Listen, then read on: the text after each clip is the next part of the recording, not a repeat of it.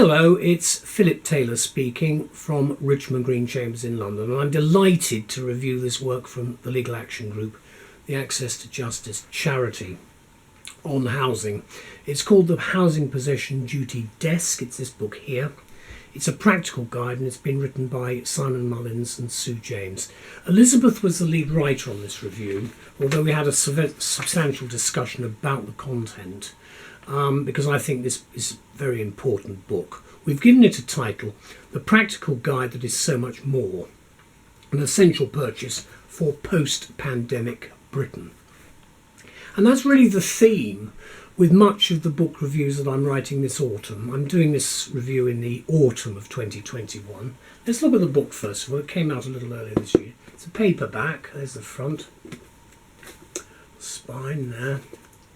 You probably can't make much out on the back, but there is a shaded area which is where the appendices are, and they start on page 217. There are 10 of them in total, looking at where we are, checklists and so forth.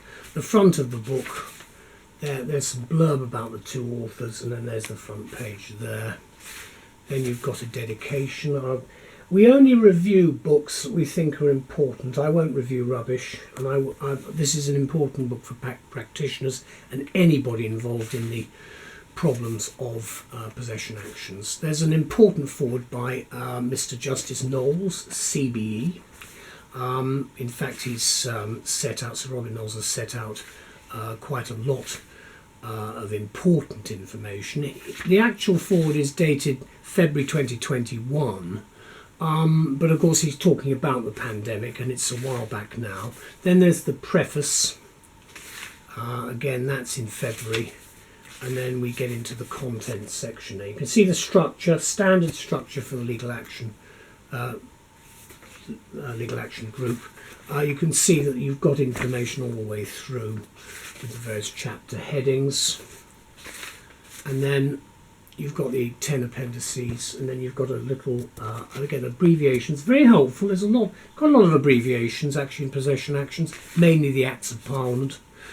Then how to use the book, and you've got a little mini index at the front which tells you how to use the book and where you go, how to use this book, the tables and everything else. Then you get into the book itself. There are the blocked or sort of highlighted areas which are important points specifically mentioned. The court and the duty day, and then that talks about, it's looking about the problems that we've had with COVID, listing pre-COVID, and then the problems after, it says after, listing after the 20th of September 2020, and the stays that have been in place and everything else. Can I just say that at the moment, I'm recording this in the September of 2021, I am, like many practitioners, very confused with what is happening with possession actions after the moratoria that were, the various moratoriums or moratoria that were set out by the government, because the bailiffs certainly have been quite busy, and I haven't been over impressed with what has been said by the government and what is actually happening in reality. However, I do not know where we stand. I say that as a barrister at law and a mediator, because we were informed that there would be quite a lot of mediations to take place on possession matters. Not happened so far. We will have to wait and see. However, let's talk about the book, because Elizabeth and I talked about this, and we discuss this quite regularly, because I do have a number of possession actions that crop up in different forms from time to time, but it has been a quiet year. What we say though is housing repossession is quite obviously one of the prime causes of homelessness, the human consequences of which are not only horrific, but also, ironically enough, very expensive, particularly for local authorities, in ways that are too numerous and complex to be listed here. And I tell you, as an elected member of a local authority, what a difficult task it can be. I've been sat on a housing committee, and I'm well aware of the problems. I'm also very unhappy about how much is pushed onto local authorities from central government, and the actual lack of responsibility by the courts sometimes when they issue some of the orders which are quite clearly stupid. There's no other word for it. They're not thought out properly, because it's about exerting the rights of the landlord over the tenant, and they're forgetting a whole series of problems that are the knock-on effects. And I say that because I think that is one of the reasons why, if you're lucky enough to get decent judges, you can sometimes certainly have evictions set aside or even just adjourned so that a little bit of time can be given. It's amazing how a little bit of sense can avoid a lot of difficulties. Housing law, however, predictably, is a continually evolving discipline, which for advocates in this area, such as myself, has become increasingly complex. Unnecessarily so, I hasten to add. Parliament note, because they shouldn't be making it so difficult, but they do. We are fortunate because the Legal Action Group, the Access to Justice charity, has come to the rescue, particularly for those threatened with repossession, with this clear and authoritative text on the subject, best known as Defending Possession Proceedings, as their main title, which is the definitive guide.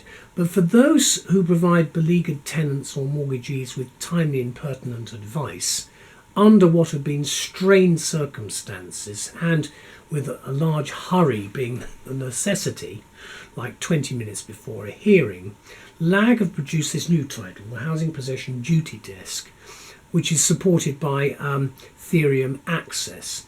Now, it's a new and certainly indispensable guide aimed at those on the front line of defending possession proceedings, namely duty advisors, whether new or experienced, who are faced with the challenge of keeping a roof over people's heads, usually at the very door of the court. That is what I do as an advocate. That's what a lot of solicitors do. It shouldn't be like that, but it is. And one can say it shouldn't be like that, but there's nothing you can do except try and play the system as best you can.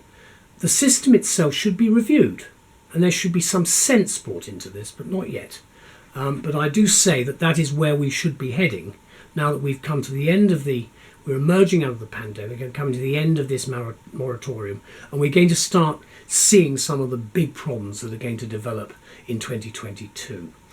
Now, the publication of the book is undeniably timely at a period where we're at the end, September 2021, we're at the end of the main problem of the pandemic and its aftermath. We've still got a lot to contend with, but the threats of repossessions are reaching recorded high levels. Now, again, there's not a lot in the newspapers about this or on the media because they're involved with other more important matters, but this is a big one for a lot of people because it's a bit of a time bomb.